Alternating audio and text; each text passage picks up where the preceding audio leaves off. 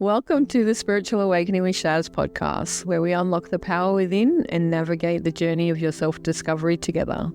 I'm Shaz, your spiritual mentor and life coach, here to help you tap into your inner guidance system and manifest your best life. Whether you're just beginning your spiritual journey or looking to deepen your practice, this podcast offers insights, techniques, and inspiration to elevate your consciousness and transform your reality. Get ready to shine your light and embrace your true potential. Remember, the answers are inside you. Let me be your guide on earth. Welcome back, everyone. Today I'm joined by someone who's walked a very real and human spiritual awakening path and put into words in a most way people never do. His name is Marius Aldridge. He's a spiritual healer, a trauma survivor, and now an author of a book called From Broken to Brilliant. We're going to talk about his awakening, his healing, and his writing process, and the message that he wants you all to hear. Welcome, Marius. Thank you for joining me. I truly appreciate this time and effort because you're over in England, right? And there's a big time difference between you and me. Yes, well, thank you for having me. And yes, it's early in the morning. It's just gone 7 o'clock, but yeah, I'm here. I love that. 6:15 here in Australia, so either Okay, end of the day, yes. all good. Yeah. For anyone that's not met you before, can you just give us a little intro? Tell me who you are and how you ended up coming to write this beautiful book. Well, I am a recovering people pleaser, and I'm also a trauma survivor. That just taken all the bad stuff that happened to me in the past, and I've literally alchemized that into positivity, and then obviously in service of others as well. And that's my favorite bit because we are supposed to be in service of others, and basically put the ego aside and just realizing that we are all connected and we're supposed to help each other. And that's who I am. I'm here to help and serve others. I love that because that's exactly how I see it too. Everything that I've Yeah, ever been through has led me here so that I can make it easier for the next person. So absolutely. before all your healing work, who were you? What was life like before this book and your healing journey and your spiritual awakening? Um, well, for a start, I was a workaholic, just work, work, work. But I think it's because I tried to avoid actual trauma and dealing with it. And it's only during a stage in my life where I was like mental. I call it in my book. I call it the mental health struggles. That I was suicidal. I literally wanted to exit. I had enough. I was crippled with anxiety, depression, complex PTSD, eating disorder. I think I've got 5 mental health diagnoses, and they just keep stacking up, stacking up. And then, and then one day I just realized no one is going to come and save me. I need to do this myself. I had the right support. I made sure that my external foundations was really solid, and I'm talking about relationships, and so ones that was solid. I was able to go within and actually address all the trauma. Yes, and dealing with that, and then obviously I had so many healing modalities that I dipped my toes in. So it's not just one thing; it's an accumulation of lots and lots of things where I am today. Because it's like I say, I'm from broken to brilliant. Is the healing path is not linear; it zigzags, and sometimes you go up and then you go down. But yeah, as long as you move forward, you're on the right path. For sure. And Yeah. I love that about you because I had a similar thing in my life when I lost my business and broke down. I remember watching this video by a beautiful lady called Lisa Nichols. And one of the catchphrases from that video was, "You are your own rescue. No one's coming to save you." Yes. To Oh, you see just gave me chills. just to see other people feel that same way, Yeah, you have to save you. No, the only person that can do the work is you. And I love that absolutely. message, Marius. It speaks to my heart because it changed my life, right? That Yeah. quote shocked me to my core, but it was the biggest wake up call of I've been told that I was strong and I could get through this and I could do that. well, I didn't want to be strong. I just wanted to tell the world to fuck off and get out of here. Yeah, Changed everything of, yes, you are your own rescue. You're the only one that can fix it, make a better choice, and yeah, demand better. And my yeah. God, can it be better?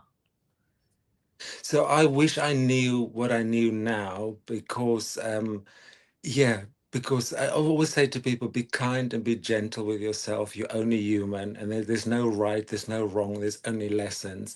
But before that, you all often live your life based on other people's expectations and what they, you create a version of yourself that is there to please other people, that you forget who you are. It chips away at your own soul, and chipping, and so you're losing yourself in the process, and that makes people sick. And I was really, really sick, because you are not living for you. And that is the hardest lesson that I had to learn through my whole healing journey, and I've been at this for over a decade now. But I'm glad where I am today. I understand it. So I'm grateful for all the trauma. I'm grateful for all the insights, all the healing and stuff. And today it just makes me a better person. I love that because I feel exactly the same way. I don't care what I've been through because I couldn't be who I am today. And I learned Yeah, to love that. I learned to embrace that. And it makes life just beautiful. I love that for you too. And our timelines are pretty similar in that way. It was 10 years yeah, ago that I everything back, had to start again and find that rescue aspect of self. Now, through that spiritual awakening journey, there's a lot of people out there, especially nowadays on TikTok and social media, that tells you a yeah. spiritual awakening is this beautiful, glamorous thing, and all of a sudden you have this wonderful life. But for me, it was shit. Okay. Yes, I agree. What was your dark night of the soul? Did you have a massive moment where everything shifted and it fell apart? Can you tell us Uh, what happened for you? so for me, it was in 2014. It was basically, I remember the date very clearly. It's the 17th of December 2014. I had enough. I literally was suicidal. I was ready to exit, and I planned it. I was willing to go. And then luckily I made a last minute doctor's appointment. And the doctor that was treating me over the last 4 years with my medication and stuff was not meant to be on duty that day. But when I went to the doctors, and because in the UK you call the same day if you want a doctor's appointment, and when I went, she was there. And when you make a doctor's appointment, you go, you just see any doctor that's on duty that day. But then it was my doctor, and that was, yeah, it's a little light that was just there, and I thought, okay, this is okay. The universe does care about me. You matter. Um, so that had an impact. Um, yes, I don't know. There's so much to say. I love it, and it's like, what do we say about it? And that date's Yeah, really significant. Mine was in 2017, around the same right. day. It was pretty hellish, but we come through it, and just little sparks of light make a big difference. So back then, Yes. you obviously had a hugely different identity to who you are now. What aspects can you remember shedding from that moment? So, uh, wanting to let go of life, wanting to commit suicide, that is the natural death of life, right? It's like the Yeah. rebirth moment. So, what aspects of your life died back then? Oh God, that I don't need to be perfect to be loved was a major Yeah, thing, and it's okay to ask for help, because I'm very much a people pleaser, and I'm the doer. I've always been the doer, always the giver, and it's sometimes it's okay to just stop and say, "Okay, actually, I need help now," and it's okay to ask for help, and you are not broken for asking for help. It's actually brilliant to ask for help, but we are conditioned by societal factors, upbringing, education, governments, that, yeah, it's not right. One of the things is where they say men don't cry. I say that's yeah, bullshit. We should cry because that's how we release toxins. I mean, I grew up in a very masculine environment, and in a very racist environment as well. So I had to be a version that wasn't me. I needed to be man up and be manly and be butch. And I'm a gay man and I don't do butch. And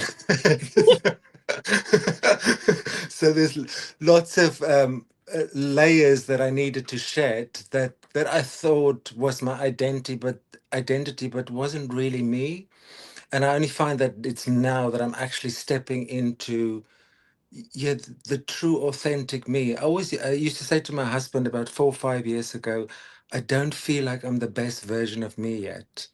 And I said that.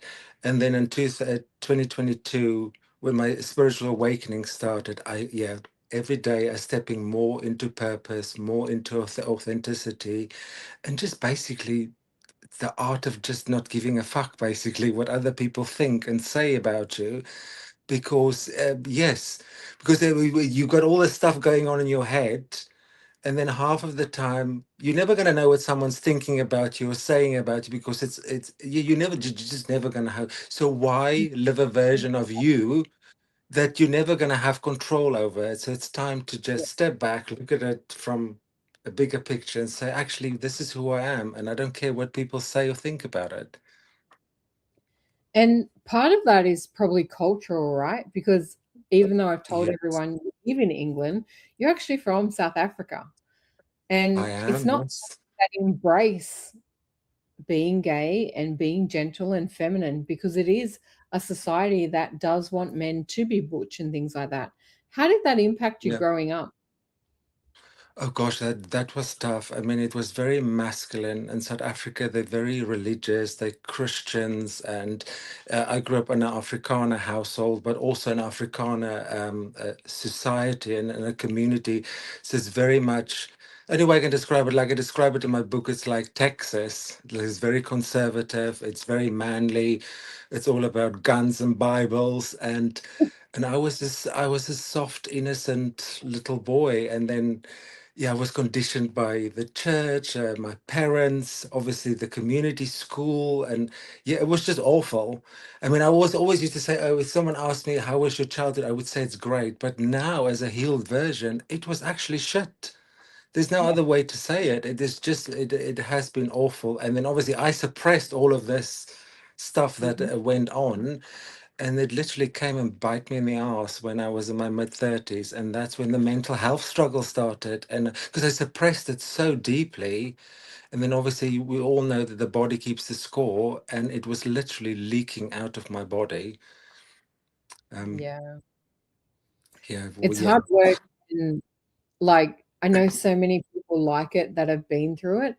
And one of the things that I read or heard recently, I probably heard it on TikTok or something, but it was a very interesting statement that just sank home for me. And as you said, you're a recovering people pleaser and very independent, and asking for help is so unusual for us. yeah, And that's simply the statement that independence is born from survival mode.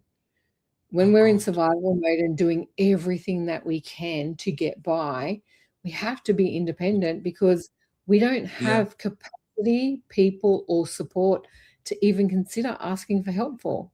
So then when you need it, it's your body's already in survival mode. It can't think to go and say, I need assistance. It doesn't work that yeah. way. Yeah, you're spot on, and it was really hard for me. But I mean, during my worst time, I must say I had good support around me, and obviously, by this stage, I've surrounded myself with people that love and care for me. So it was much more easier to put your hands up and say, actually, no, I need help, because I couldn't have done it with those external factors in my life. And it's like I write in From Broken to Brilliant, it's like I know the trauma happened, but it doesn't matter what place, person or situation, there was always a flicker of light in the background. And Always. that is what I focused on, and that is the message of my book, is where there is light there can't be darkness. Absolutely. Yeah. Now, during that period of the breakdown and the discovery of who you are and your spiritual awakening, who supported you through it? Did you have any great mentors or teachers? And what healing practices or rituals or Oh. just modalities supported you through that period?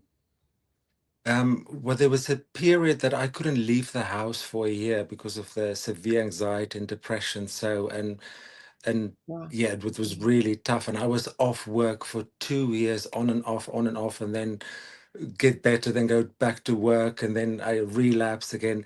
And then I remember ordering a DVD called Yoga for Anxiety and Depression. So that's all I could manage for a whole year while still not be able to leave the house. And once I've mastered that, and this is before I knew that yoga was a spiritual practice for mind, body, and soul. And then when I was stronger, then made a small promise to myself, okay, Marius, you need to start going outside. So I made a promise 1 hour outside, and then I would used to go for a walk with the hoodie on, earphones in, and off I went, regardless if it's sunshine or rain. And so I did that, but it was all slow and steady. And this is what I want people to know as well. There's no time frame for healing. You need to do it in your own time and what works for you. And then obviously in the meantime, I was on all this pharmaceutical medication, which I absolutely hated. But then the change for me was seeing a little poster in a car park while going shopping, advertising mindfulness. And up until then, I mean, I was in my late 30s by then. I've never heard the word mindfulness. I thought, okay, this. But what drew me to the poster was this purple butterfly, and then I got in touch with this lady called Susie Ashley, and then I went onto this course, and it was just absolutely mind blowing. And I loved the course so much that I did mindfulness twice. And this is cognitive behavioral therapy, but on a mindfulness base. And that eventually replaced all my pharmaceutical drugs. So I became a loyal meditator, and it literally shifted everything for me. But then I started learning things about myself, Mm. like going within, and I was all calm. And then yeah, and then what else? And the spiritual response therapy only came later after my actual awakening when I went to Auschwitz in Poland. Grant and I went on a weekend away, and that is what literally shifted everything because obviously I saw what yeah, how can I say this? Because obviously it was racism to the extreme, and I came from a country where racism was so prominent. I mean, I grew Mm. up during apartheid in South Africa, and I've seen some horrible stuff and how yeah, they were against black people in South Africa. And yeah, that really was a shift for me where I realized my queerness, my softness, my compassion, my empathy is all antidotes to all this hate and negativity.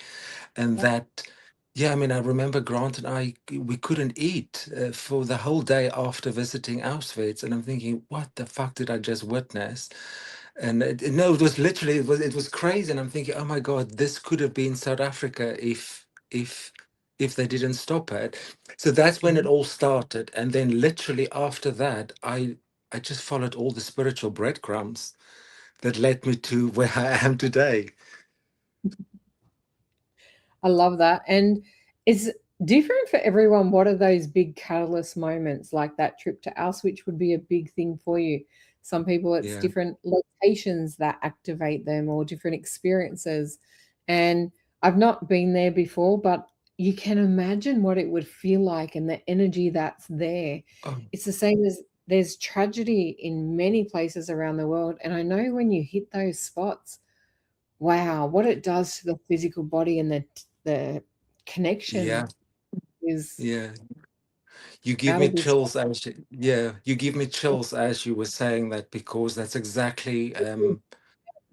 how I felt. I mean, we entered into complete silence. No one told you to do it. It's just there's this feeling that comes over you. I mean, you're literally walking in, and then you're walking out as a witness. But as a spiritual awakened person now, I couldn't help but feel like I've been there before. Oh, yeah. So I don't know whether there's some past life stuff going on as well, but it was literally profound. And then after that, yeah, nothing has been the same. Yeah, and that to me happens, and certain locations do it, certain events do it, certain meetings of certain Yeah. people do it. It's different, but I love that, and thank you for sharing that depth of Thank you. feeling in that emotion. It's beautiful. So at what point did your book enter the picture? When did you know that this story had to be written? Oh wow. I never planned to be an author. This literally it was I'm just gonna say it, my whole book from broken to brilliant, let me lift it up. um Beautiful. was channeled through spirit because I went on a yoga base psychedelic deep dive retreat in Exmoor National Park, and something profound happened with me there, and I had an encounter with Jesus Christ where um I went to seek Christ consciousness, and I went on a journey before, and in the journey before, there was two realizations. Is like you don't need to be perfect to be loved, and the other one was um, whatever happened to me as a child wasn't my fault. And then I went onto the retreat in the hope that I will gain a Christ consciousness for my spiritual work. And then I had this encounter with Jesus Christ where he squished my face like this, and he said to me, "You don't need Christ." Yes, like literally, it's so profound, and he had the most beautiful eyes. And he just said to me, he said, "You don't need Christ consciousness. You are Christ consciousness." And then after that, it is as if my whole life flashed in front of me. Everything makes sense. Even the imperfections were perfectly perfect, and it was like I was standing out looking at my whole life as the bigger picture, and I'm thinking, okay, that needed to happen, that needed to happen, that needed to happen. But what is, and I get goosebumps when I talk about this, I literally felt so connected to everything and everyone, nature, the people there, even now. And then I realize, yes, this is like an ego death, because Christ consciousness basically is love over ego. And that's where I do all my energy work from. It's, yeah, I love that. That is beautiful. And I've talked to a few people that have had those amazing instances and visits from Jesus, and the love that you feel when you hear someone's truth in that. I get this yeah. tingle down the whole side Oh, of my body of like and coming to yes. the top of the head, and this Yeah. it's blissful, like it's amazing. And he does have the most amazing eyes, like they're just Yeah. bottomless, like they're fascinating. Yeah. That is Yeah, but so I'm the same. gorgeous. Yeah, I'm the same as you. It's like I know when spirit is working, I get this tingling down my neck and my spine, and it goes all down my spine. But so I never planned to write a book, but 4 days after the retreat, I started writing, and something happened. It's like almost like the creative mind was unlocked, and then I started writing, and my whole book was written on my phone. I mean, bless Grant, he was so patient because I was sitting next to him on the sofa, writing the whole book on my. But it was like the words just came out and out, and even now I read my book, and I'm thinking, this is not me, and it's the way I've written it and spoken. I'm thinking, this is not the way I talk. Um, Yeah. but yeah, so I believe, and I'm convinced, and I know this to be the truth, that the whole message and the whole book is channeled through spirit, and it just needed to come out, because the message of my book is this: where there is light, there can't be darkness. Yeah. And I love that because I'm in the process of writing a book as well, and they'll start with things. Amazing. I've jotted it down, right? So I wrote down structures of it, and I've been using my chat GPT just to help me like structure it and get the Right. thoughts Okay. on. And then I go, once I have the structure, I go channel and write it. And then I'm telling my friends about it. And as I tell them the details of the occasions of where I met the angels and where I interacted with them become more. And so from that, I get all the filler. So I just jotted down the points of what it was because I Good. had so much to remember. And then the more I talk about it, oh, this is that one about this angel. Like I was talking about Archangel Azrael and an encounter of where he came to collect a soul. And I seen the gateway of heaven open and he stepped through. It was beautiful, Marius. It was just phenomenal. And I was only 20 something. Amazing. And I wasn't even fully connected like I am now. Yeah. And it changed me viscerally. And I was telling my friend Sarah about it the other day, and she goes, "Oh my God, I got chills looking at it." And to watch this old lady who just passed because she was lost in the hallway, Yeah. when I told her to turn around and look at it, and her husband stepped behind the angel, and to watch her run to him. Oh Oh my my God, goodness. You I give to me laugh. chills. I love this. He ran into his arms. It was picture perfect. I couldn't have described the heavenly meeting of souls better. It was That's so amazing. beautiful. And That's I amazing. haven't really got all the details down on paper, but I will. And I can't wait to share that with the world because some of Oh, my interactions with them have been phenomenal. And I'm quite private too. I don't like to share all these things that happen yeah. because, quite frankly, I think the world's going to think I'm a fruitcake, but so be it. They're getting out there one day soon. That makes two of us. That's okay. We can be I, fruitcakes together. I know. It's time the rest of the world knows it too. How funny. Oh, brilliant. And when you channel it, the good part is you're doing it. And I know because I channel type, right? So I type on my laptop, Mm. I get in there, and you come back and you read Yeah. it, you're like, I wrote that? Yeah. How Yeah. beautiful Yeah. is That's exactly that? it. It's like poetic. It's beautiful the way it flows. It's like, Yeah. wow, I'm better than I thought some days. But you know that it is pure channel. It's glorious. Like, Yeah. yeah. What blew me away through my whole creative process is because I didn't write from broken to brilliant in order. Like I didn't start with chapter one and then chapter two. I mean, I did chapter 24, then three, four, and actually reading it as a whole, there's a theme going through the book that I didn't realize at the time when writing it, and I'm thinking, what the fuck? This is like nuts. And then I would mention some stuff in previous chapters that come to full conclusion at the later chapters, and I'm thinking, what on earth? But it's just, I just think a spirit planned it exactly this way, so it's meant to be. I love it. And I'm really looking forward to downloading and reading it for myself. I've now got a book collection from all these people I'm interviewing and books that I need to Oh read. yes, And of I'm course. so for someone who's going to pick up your book, right? So someone that's going to come along and go, I want that. What are they really holding? What is the message, or what do you hope that they walk away from after reading this book? That basically whatever shit show they find themselves in, whatever darkness, whatever trauma they're going through, it is not the end. There is light at the end of the tunnel.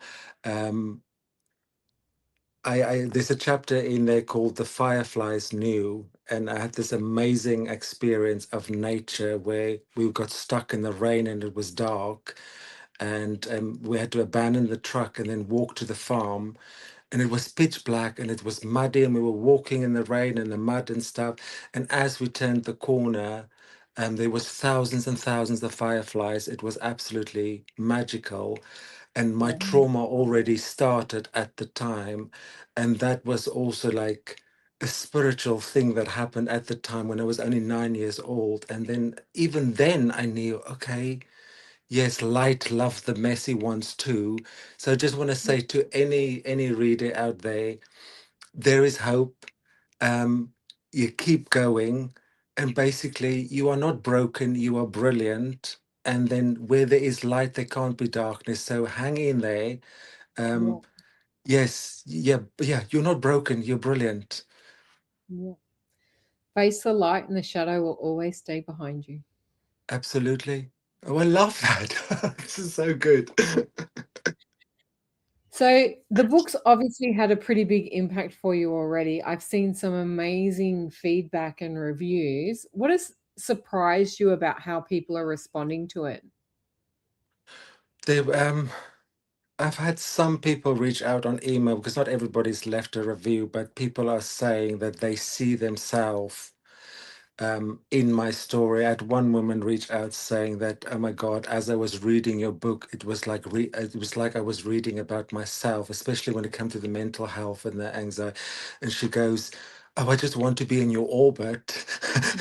And I said, Yes, I think how people can relate to it because my story is a very human story. It's a, yeah, I'm a trauma recovering people pleaser and stuff, but yes, you've got to do the work. As I say, like healing is what I call soul level sweat.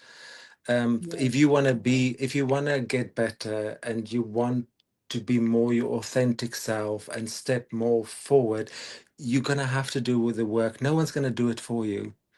So you need to decide, you need to choose. It's a decision that you have to choose you. You have to draw Yeah. your energy back to yourself and stop giving energy to other people and yeah, give that energy back to yourself. But it's going to take some work. I mean, someone reached out to me the other day and saying, "Oh, this is happening." And I said, "Be calm down. Be kind and be gentle to yourself." I said, "Healing takes time." I said, "Don't compare your story with my story. I mean, I've been healing for the last 10 years and I'm still healing." So Yeah. it's an ongoing, and it's the whole thing about the zigzag thing, like the graph. Yes, you go up, you go down, but if you stand back and look at the graph, you're still going up. And yeah, and then the other thing is you revisit trauma. I mean, the shadow still tap me on my back, but you come back to back to it with a better awareness and a better understanding of yourself. And yeah, I'm saying it again, be kind and be gentle to yourself.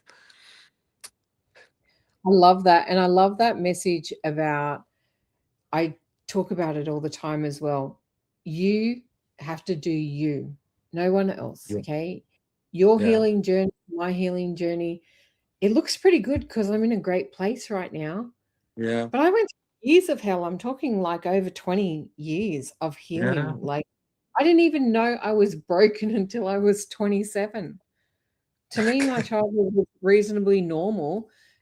I didn't Yeah. understand how horrific it fully was until someone told me that that's just not normal behavior. Yeah. But we create normal out of it in order to survive. Because if we think that we're broken and we think that what's happening to us is horrible and we think we're being traumatized, we won't survive. Yeah. You're spot on. It sounds like our stories are very similar, but yeah, I only realized when I literally hit mental health crisis when I wanted to exit. But then again, I suppressed everything for so long, and it's just basically the body keeps the score. It literally leaks Yeah. out. I mean, when I was a child, in my book, I write candidly about me shitting myself a couple of times, but that is just basically the body keeping the score. But as an adult, it manifests as mental health problems, and you get all these diagnoses, and doctors want to put you on drugs and stuff. But actually, it's the soul screaming for help and attention. It's like, what are you doing to me? I mean, that's how I see it. Mine didn't fully manifest as mental health until like the Yeah, last sort of straw that broke the camel's back sort of thing, when I lost my business back in right. 2017. But before that, mine manifested in mystery diseases. At 23, Okay. I got diagnosed with rheumatism. And I said to the doctor, no, no, I'm not having that. Like, because I'm going, what is it? Yeah. Isn't that like arthritis? Because I thought he was talking about um, rheumatic Rheumatoid arthritis, arthritis. that one. Okay. And there's a word I'm trying to think of, it's not coming to my brain. And It's I'm okay. going, no, no, no, I don't want that. And I literally said to him, no, not having that. And what rheumatism is an autoimmune disease that gets into your body. You Yeah. have to go on for life. It doesn't go away. It never gets better, is what they told me.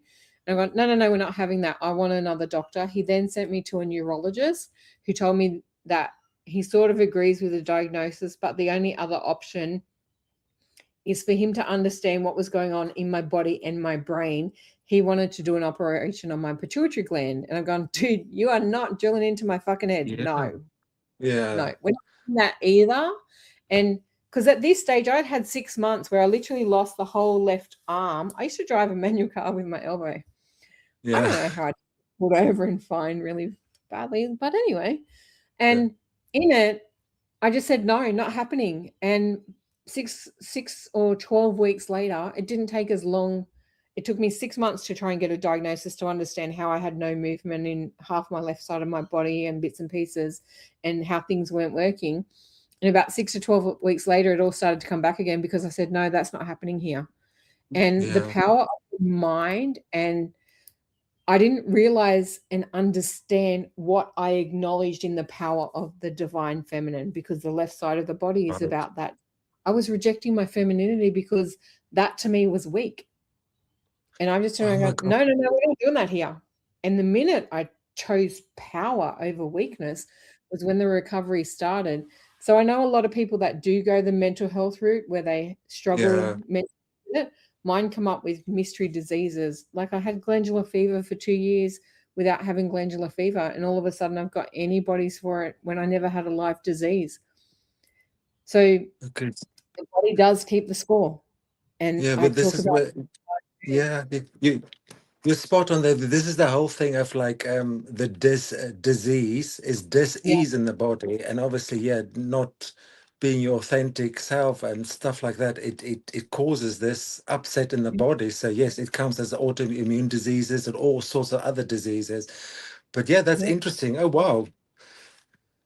And I thank Mhm. God every day that through doing the inner work, clearing the mind, finding alignment with who I am, accepting the past, healing the emotions, and knowing that everything that I've been through has brought me to who I am today, and loving her unconditionally, Yeah, no judgment, yeah, pure acceptance.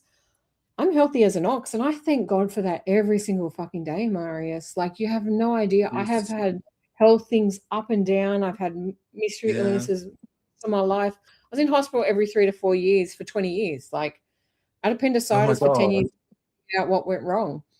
And it's all after I started getting better, I'm great. Like, I had a fall the other day. I Yes. tripped over walking, bushwalking. I fell on some rocks. And all I could think is, oh, oh well, I didn't break anything. Whereas normally that would have sent me in a spiral of the world's Yeah, against me, tipping me over and all this bullshit. But when yeah, you find yourself and you know, yeah, bad shit happens, and I can take it down the rabbit hole and go on a spiral of shit, or I can go, you know what? Well, it yeah. didn't really hurt. I've got a bruise. I'm going to be stiff and sore for a couple of weeks. I just have to slow things down. But I can get better from here, and I can make this work for me, not against me. Of you explaining what my message is. There's no right, there's no wrong, there's only lessons. But you And I, said something before. You mentioned something before about the feminine side, but that's where the whole duality comes in, and that's something that I had to come to terms with as well. That life has the positive and the negatives, and the yeah, ups and downs, and this is why I make reference to, like, the Bible says God created Adam and Eve, and if you think Adam, a yeah, male, and then yes, so so in life or in consciousness in itself, there should be the positive, the negative, the up, the down, but it's also something that I've only just come to understand and realize doing my spiritual work, and yeah, duality is so important, and that you have to accept that that is part of yeah. you and part of life and part of consciousness and part of moving forward, that there is the, yeah, the plus and the minus. Yeah, because in the survival mode aspect, I had to live too much in my masculine side in order Yeah, to get. So I had to learn how to embrace the inner woman, to be more feminine, to be that bit softer, to not be as rude and blunt as I was. And that rudeness and bluntness and arrogance was a defense mechanism to protect yeah, myself from being. yeah, I can Took relate a to while. all of that. But you're there now, so here we are, awakened souls. How beautiful life is, isn't it? Yes. Now that this beautiful book is out in the world, what's next for you? What are you doing now with the book? Is it part of your business? Is it part of your life? What's going on with it now? So one of the reasons I've written From Broken to Brilliant is in the hope that people, I want to spread the message of spiritual response therapy, because I opened the book with this chapter of how profound it was for me and the healing it gave me, that I was like, I mean, I was completely gobsmacked. I thought, what is this? I've never heard of energy healing before. And then my first session with my mentor Maria was profound. I mean, it was all inner child stuff that happened, and it was, I mean, the stuff that happened to me in that session, from shaking to crying to sobbing to collapsing, you name it, everything happened. But then when I walked out of there, I felt as light as a feather, and I felt like a child again, and I couldn't stop giggling. And Love. I want to spread the word that, yeah, healing is possible. But one of the reasons I wrote the book is that I'm hoping that my book will lead more clients to me. So, because SRT is so profound and it's such an amazing healing modality, that I just want to stand on the rooftops and shout it to everybody, because it's not very familiar. I mean, it's not a lot of people know about it. I mean, it was a system that was created by Robert Detzler, an American, and then he was a minister, and then he left the church. Because obviously the church condemned him because he was using a pendulum and it was like witchcraft and stuff like that. And he went, "Oh fuck it, I'm doing my own thing now," and off he went, and he created this amazing system, and it is so good. But I've learned so much about myself, and every time I do a clearing for someone else, I learn more about the system. Yeah, I just want to, yeah, let people know about spiritual response therapy, how healing it can be, how transformative it can be. Yeah, that's yeah, and I'm teaching it now as well. That's the other thing. I love that. Yeah. Student becomes the master teacher. And Yes. my energy healing, I started with Reiki back in 2008, and it was profound for me. It was after I'd miscarried my twins, and it really brought me back to life.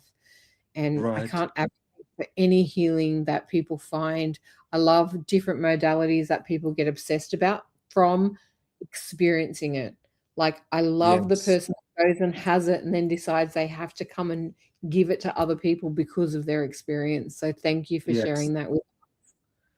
That's exactly where I'm at. This is like I want to share what helped me, and I've done many sessions now with people, and everybody that I've facilitated healing for. And I always say to people, I although I'm an energy healer, I'm not healing you.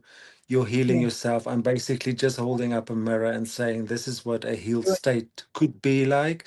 You're Yeah. healing yourself. I'm creating frequency and space for you to heal yourself, and it's absolutely mind blowing. Yes, I'm very happy where I'm at the moment. Thank you.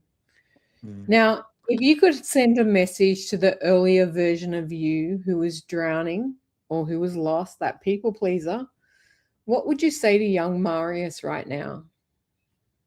Oh gosh, this sounds like an episode of RuPaul's Drag Race when they towards the end. Um, I would say you are perfect just the way you are. Um, you are lovable, you are kind, you are compassionate, and you are going to do great things. Sure are. I love Yeah. that. Now, how can people find you, Marius? How does all our audience get in contact with you? If they want to come and experience this therapy with you, where can they find you? So the first thing would be at mariusaldridge.com. Mhm. And obviously through all my socials, I'm on TikTok, I'm on Instagram, I'm on Facebook. Send me a message. But if you send me a message on my socials, just start the message with SRT, because I've been having the most awful messages on Facebook and Instagram. So I know it's spiritual stuff. Obviously, yeah, mainly through my website, mariusaldridge.com. And I just want to say to people, my name is spelled Marius and not the other way around. We'll put that in the show notes, so that's not a problem.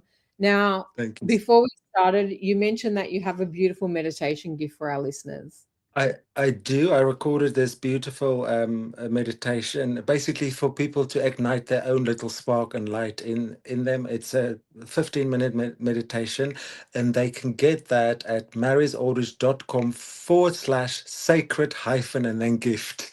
It's a mouthful. That's all good. I'll stick the link for that directly into the show notes as Amazing. well. I truly appreciate this beautiful chat. I love your personality. I'm excited about Thank this you. book and your SRT therapy because I love to see people truly rise up and become what they're meant to be. And when you channel something and work with Jesus or God or whoever comes to you, Yeah. whether they're angelic beings, spiritual guides, your higher self, anyone on that realm, and rise above where you've been to shine brighter than before, these are my people. Yeah, but you just said that. I was going to say thank you for having me. I really appreciate you and the work that you do. It's like I say, we don't get a lot of people like us. It's like I think 6 to 8% of the whole world's population reach an awakened state. So in a spiritual awakening, it does become quite lonely because, like you said it before, people think you're nuts or you go crazy because you start talking about consciousness and energy and shit like that. And but yeah, so thank you so much for being you. My pleasure. And I know that the world is awakening more and more. And that's why I created Yes. this path for those people ready to step into Yeah. it. And the more we can spread light, that's my mission in life, right? If I Yeah. can activate the light in you and you can activate the light in someone else, and together we can light up the world. Let's make this Yeah. world better than it already is. Yes. Whoop whoop. Thank you very much, Marius. I will put all Thank you. your details in our show notes, and please reach out to Marius if you'd love to have a chat with him. His book is on Amazon. It is a #1 bestseller. The link will be in the show notes for you as well. And until next time. Thank you so much. Bye. Thanks for listening to the Spiritual Awakening with Shaz podcast. Don't forget to like and subscribe down below so you don't miss an episode. You can also follow us on Facebook with the links below. Until next time, trust your intuition and let your spirit soar.